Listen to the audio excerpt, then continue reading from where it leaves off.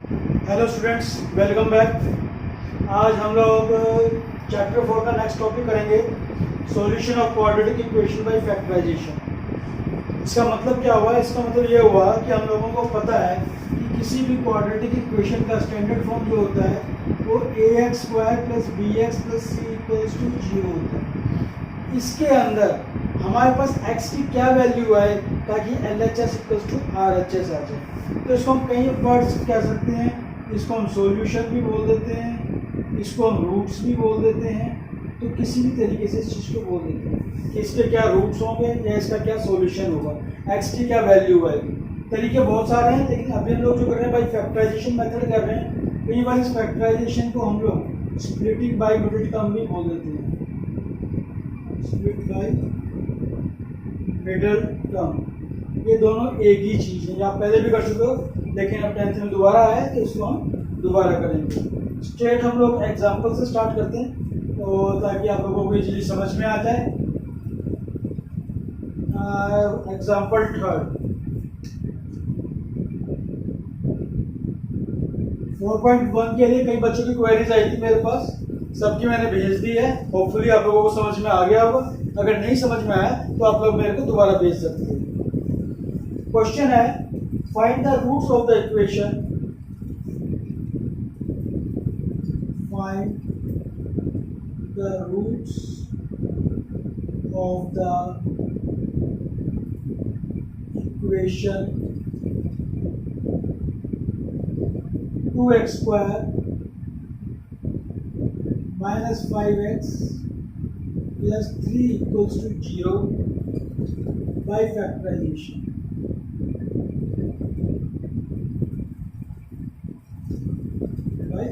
Factorisation जैसा कि मैंने आप लोगों को बताया है कि फैक्टराइजेशन आपका स्प्लिटिंग द मिडिल टर्म ही होता है। अब करते किस तरीके से, पहले आप ये चीज़ देख लीजिए। इसके अंदर जो आपकी a की वैल्यू है और c की वैल्यू है, इसके आप फैक्टर्स निकाल लीजिए।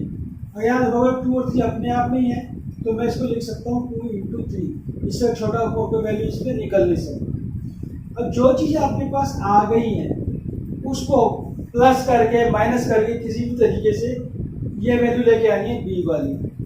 2 प्लस 3 5 प्लस करके आ रही है, क्योंकि माइनस निशान है तो आप क्या कर दोगे -2 -3 -2 इंटू -3 जब करोगे तो क्या आएगा 6। 2 3 जब 6 आता है, ये चीज़ सेम आनी चाहिए। तो आप इसका फैक्टर -2 और -3 भी ले सकते हो। इसको आप एक काम करें, यहाँ पे 2x स्क्वायर, यहाँ पे दोनों फैक्टर जो आपने लिखे हैं वो x के साथ लिख दीजिए। -2x -3x plus 3 equals to 0। देखो -2x -3x -5x के बराबर होता है, और 2 इंटू 3 करूँ तो 6 होता है, x इंटू x करूँ तो x स्क्वायर। तो देखो 3 2 जा 6 x स्क्वायर, इस तरीके से होता है। अब आप क्या करें, पहले दो टर्म ले और उसमें से कॉमन निकालें। क्या कॉमन आ रहा है? क्लियरली दिख रहा है 2x कॉमन आ रहा है। 2x को कॉमन लीजिए, यहाँ क्या बच गया आपका x, यहाँ क्या बच गया आपका -1। अब इन दोनों में से देखिए क्या आ रहा है, इन दोनों में से -3 आ रहा है। अब क्वेश्चन ये अराइज होता है कि मैंने -3 क्यों लिया है, मैंने 3 क्यों नहीं लिया है। मैं 3 भी तो ले सकता था, -x + 1 लिख सकता था। हमेशा ध्यान रखिएगा कि ये चीज़ जो आती है ये हमेशा सेम आनी चाहिए। अगर ये चीज़ आपकी गलत अलग अलग आ रही है तो इसका मतलब आप कहीं गलती कर रहे हो। तो हमेशा कंसंट्रेट करो कि ये हमेशा सेम आना चाहिए। चलिए, अब इन दोनों में से अब इसको एक टर्म मान लीजिए और इसको एक टर्म मान लीजिए। इन दोनों टर्म में x-1 कॉमन आ रहा है, तो x-1 कॉमन ले लीजिए। यहाँ से क्या बचा 2x, और यहाँ से क्या बचा -3। तो ये आपका हो गया, फैक्टर निकल गए दो मेरे पास, x-1 एंड 2x -3। ये मेरे पास दो फैक्टर्स निकल गए।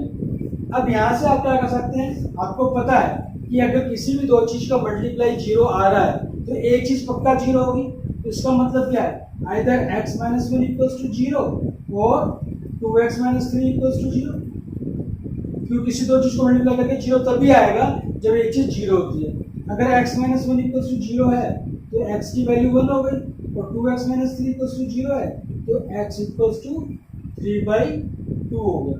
तो इसका मतलब क्या हुआ, इसका जो सॉल्यूशन हुआ तो 1,3/2 है। कई बार क्वेश्चन आ जाता है कि इसको वेरीफाई भी करना है। अगर ऐसा क्वेश्चन वेरीफाई करने का आ जाता है तो कुछ नहीं करना, जैसे आप 1 को वेरीफाई करोगे तो 1 को x की जगह डाल दोगे। देखो जब डालोगे तो क्या हो जाएगा, 2 × 1 2, 5 × 1 5 + 3, 2 + 3 5, 5 - 5 0, RHS के बराबर हो गया। ऐसे 3/2 डालोगे तब भी आपका 0 आएगा और वहां से आपको कंफर्म हो जाएगा। अगला एग्जांपल करके देखते हैं हम लोग। नेक्स्ट एग्जांपल है आपका, इजी है, ज्यादा मुश्किल नहीं है, थोड़ी सी प्रैक्टिस करेंगे आप लोग, प्रैक्टिस करने से आप लोगों को आ जाएगा ये। नेक्स्ट है आपका, find the roots of the quadratic equation. अब डायरेक्ट क्वाड्रेटिक इक्वेशन लिख रहा हूँ, थ्योरी नहीं लिख रहा, आप लोग लिख लेंगे उस चीज को। 6x² - x - 2 = 0। सबसे पहले हमने क्या कहा था कि इस पार्ट के और इस पार्ट के फैक्टर्स लिखे। 6 का फैक्टर हो गया 2 × 3 और यहाँ पे 2 आपके पास ऑलरेडी है। अब आपको क्या चाहिए, -1 आना चाहिए। तो आप ध्यान से देखो, 4 और 3, 4 - 3 1 होता है, क्योंकि जब -1 चाहिए तो आप -4 + 3 कर दोगे, ठीक है ना। तो यहाँ पे आइए, ये हो गया आपका 6x² और -+3x। तो ये अपने आप देख लोगे कि पहले माइनस लगाना है कि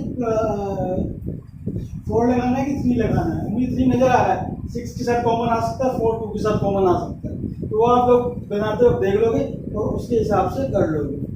अब यहाँ पे इन दोनों टर्म में आ जाइए, 3x कॉमन आ रहा है, 3x कॉमन आ रहा है, तो यहाँ पे तो बचा आपका 2x और यहाँ पे बचा आपका 1। इन दोनों में -2 कॉमन आ रहा है, यहाँ बचा 2x, यहाँ बचा 1।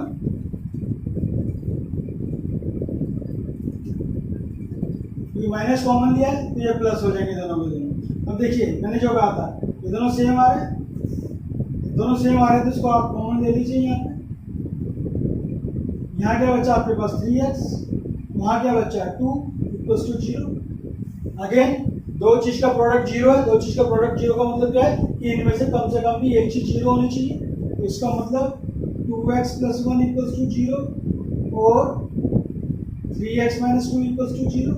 तो 2x + 1 = 0 है, तो x = माइनस हाफ आ जाएगा, कैलकुलेट करके लिख लेंगे आप, और x = 2/3 आ जाएगा, ये भी आप कैलकुलेट करके यहाँ पे लिख लेंगे। तो ये आपका आंसर हो गया, ये आपके रूट्स हैं। अगर वेरीफाई आता है तो वापस इसको इस पॉलिनोमियल में डाल के देख लेंगे, इस क्वाड्रेटिक इक्वेशन में डाल के देख लेंगे और आप चेक कर लेंगे कि वेदर LHS = RHS है या नहीं है।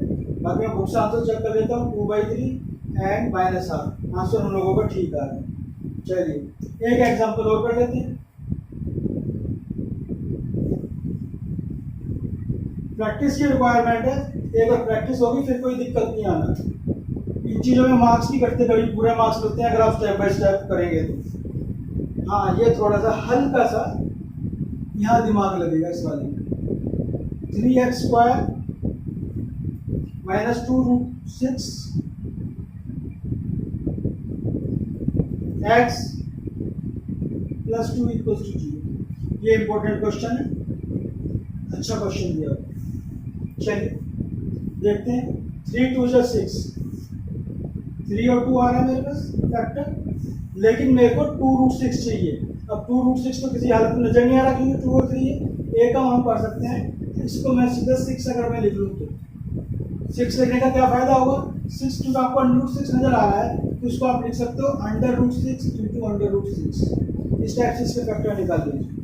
अब जब √6 + √6 करोगे तो 2√6 आ जाएगा आपके पास।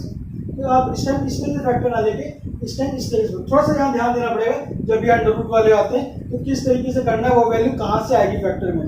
कहीं बार सिर्फ √3 होगा, कहीं बार सिर्फ √2 होगा, तो थोड़ा सा सोचना पड़ेगा, उसको थोड़ा सा आपको कोशिश करनी पड़ेगी। तो √6 और +√6 2√6 होता है आपके पास। तो आ जाइए यहाँ पे 3x² - √6x -√6x + 2 = 0। √6 माइनस क्यों लगाया है, क्योंकि यहाँ पे -2√6 है, और जब माइनस को मल्टीप्लाई करोगे तो प्लस आएगा आपके पास, तो वहाँ पे आपको कोई भी फर्क नहीं है। अब यहाँ पे कॉमन लेते हो थोड़ा सा दिक्कत आती है। उसके लिए आप एक काम आपको सजेस्ट करूँगा, क्योंकि प्रैक्टिस से मैं तो डायरेक्ट कर सकता हूँ, लेकिन जब आप लोगों को पहली बार करते हो तो दिक्कत आती है। तो आप एक काम करें, इसको -√2 इंटू √3 लिखें यहाँ। जब प्रैक्टिस हो जाएगी तब आप डायरेक्ट भी कर सकते हैं, जब तक प्रैक्टिस नहीं है इसको आप इस तरीके से करके कीजिए ताकि आपको कुछ कॉमन आता हुआ दिखाई दे जाए। अब आप पहले दो टर्म्स ले लीजिए और बाद के दो टर्म्स ले लीजिए। अब इन दो टर्म्स में देखोगे तो 3 को क्या लिख सकते हो, √3 इंटू √3। तो √3 इसमें भी है, √3 इसमें भी है, तो इन दोनों में से √3 कॉमन आ जाएगा। तो यहाँ पे कॉमन लीजिए √3 साथ में x, क्या बचा, √3 लिया तो √3 बचा और x बचा, माइनस यहाँ क्या बचा, ये पूरा तो आपका बाहर चला गया, ये आ गया, यहाँ बचा √2। तो यहाँ आ जाइए, 2 को क्या लिख सकते हो, √2 इंटू √2। √2 इंटू √2 लिखोगे तो क्या कॉमन आ जाएगा, √2 कॉमन आ जाएगा। तो क्योंकि यहाँ पे प्लस है ये, तो इस माइनस को बाहर निकालना पड़ेगा, माइनस √2, क्या बच गया अंदर, √3x, क्योंकि माइनस बाहर ले लिया, माइनस माइनस प्लस हो जाएगा आपका, और √2 इंटू √2 था, √2 बाहर आ गया तो कितना बच गया, √2 इक्वल्स टू 0। देखिए ये टर्म सेम आई तो ठीक, अलग आई तो गलत हो जाएगा, फिर आपको दोबारा से देखना पड़ेगा। अब इसको कॉमन ले लीजिए, √3x माइनस √2, यहाँ से हो गया √3x और यहाँ से आ गया √2 इक्वल्स टू 0। दोनों सेम ही आ रही हैं आपके पास, इसका मतलब यही 0 होगा, तो इसको आप लिख सकते हो यहाँ पे √3x माइनस √2 इक्वल्स टू 0 और √3x माइनस √2 इक्वल्स टू 0। जब सॉल्व करोगे तो this will be x equals to √2/3, x equals to √2/3। ये आपका आंसर हो जाएगा, सॉल्यूशन हो जाएगा। क्योंकि 2 बार आ रहा है तो आपको दोनों बार ही लिखना पड़ेगा, क्योंकि क्वाड्रेटिक इक्वेशन के आपके हमेशा 2 रूट्स होते हैं, ना 1 होता है ना 3 होता है, इसलिए आपको मेंशन करना पड़ेगा। अब एक लास्ट एग्जांपल रह गया, उसको भी कर लेते हैं। उस एग्जांपल के बाद आप एक्सरसाइज 4.2 आराम से कर पाओगे। जो एग्जांपल 5 किया है, इस टाइप का क्वेश्चन एग्जाम में आ जाता है अक्सर। इस क्वेश्चन को अच्छी तरह से प्रैक्टिस कीजिए, वहाँ चेंज होकर भी आ सकता है, तो आपको बाकी बुक्स जैसे आरडी कर रहे हो आप या यूलाइक कर रहे हो, उसमें भी इस टाइप के जितने क्वेश्चन हैं उनकी अच्छी तरह प्रैक्टिस कीजिए ताकि एग्जाम में गलती ना हो। अब नेक्स्ट हम लोगों को दिया हुआ है 2x² plus x minus 300 equal to 0। ठीक, चलिए फैक्टर क्या हो जाएगा इसका, 2 इंटू 300। 300 तो बहुत बड़ा है, 300 के फैक्टर्स करने पड़ेंगे। 300 के फैक्टर्स निकाल लीजिए, क्या होगा आपका, 5 6 जा, 5 12 जा, 3 4 जा, 2 2 जा। यहाँ पे फैक्टर्स क्या आ गए, 2 into 2 into 2 into 3 into 5 into 5। अब कुछ ऐसा ग्रुप बनाइए इसका ताकि ये आपका 1 आ जाए। अगर आप देखें तो 5 5 जा 25, 2 2 जा 4, 2 जा 8, 3 जा 24, 25 माइनस 24 1, ये आपका आ जाएगा। तो यहाँ पे आप लिखिए 2x², पहले मैं 24 लिख रहा हूँ क्योंकि 2 में आ जाएगा वो, माइनस 24x प्लस 25x बाद में लिखा, तो 300 कॉमन लेने में आसानी हो जाएगी हम लोगों को, इक्वल्स टू 0। इन दोनों में आपका 2x कॉमन आ जाएगा, x माइनस 12, और यहाँ पे आपका 25 कॉमन आएगा, ये भी आपका x माइनस 12 भी आएगा। तो ये आपके पास हो गया 2x प्लस 25, और यहाँ हो गया आपका x माइनस 12 इक्वल्स टू 0। इसका मतलब either 2x plus 25 equals to 0 और x minus 12 equals to 0। तो ये आपका हो गया x equals to minus 25/2 और ये हो गया x equals to 12। देखिए जो ये क्वेश्चन था ये बेसिकली न्यूमेरिक वर्ड प्रॉब्लम थी जिसको मैंने डायरेक्ट इसमें लिख दिया। इसमें x जो था वो रूम का साइज आ रहा था, लेंथ एंड ब्रेड्थ आ रही थी। रूम का साइज कभी भी नेगेटिव नहीं आ सकता, ध्यान रखिएगा, लेकिन यहाँ पे क्या आ रहा है, नेगेटिव आ रहा है। तो आप यहाँ पे सीधा लिखोगे, मैं चेक कर लेता हूँ किस चीज़ के लिए, ब्रेड्थ के लिए था, ठीक है ना, ब्रेड्थ के लिए था। तो आप सीधे लिखोगे breadth of a room can not be negative, therefore x can't be equals to -25/2। तो अब क्या वैल्यू लगी, एक ही रहेगी, बिकॉज देयरफॉर रेड या जो पूछा गया है वो आप यहाँ पे लिख दोगे इक्वल्स टू 12 मीटर। एक्चुअली ये वर्ड प्रॉब्लम थी, वर्ड प्रॉब्लम से आपको क्वाड्रेटिक की क्वेश्चन आनी आराम से आती है, उसकी वजह से इसमें कोई भी दिक्कत होने वाली नहीं है।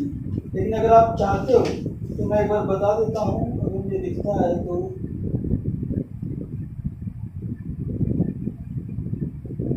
चलिए इसको रहने दीजिए इसको। अब इसके बाद आप लोग एक्सरसाइज 4.2 आराम से कर पाएंगे, उसको कंप्लीट कीजिए, कोई भी प्रॉब्लम ऐसे पूछिए। और उसके बाद जो नेक्स्ट जो सेशन हम लोगों का आएगा उसमें हम लोग अगला टॉपिक करेंगे solution of a quadratic equation bye completing the square. इसको भी चेक करना पड़ेगा कि whether this is still in the course और नॉट, ठीक है ना। उसके बाद आपका 4.3 पूरा हो जाएगा और 4.4 दो एक्सरसाइज हो रहेगी, तो 2 वीडियो सेशंस आपके और होंगे। अगले 2 वीडियो सेशंस के अंदर आपका ये चैप्टर पूरा हो जाएगा। आपको कोई भी क्वेरीज हो please let me know. Thank you very much.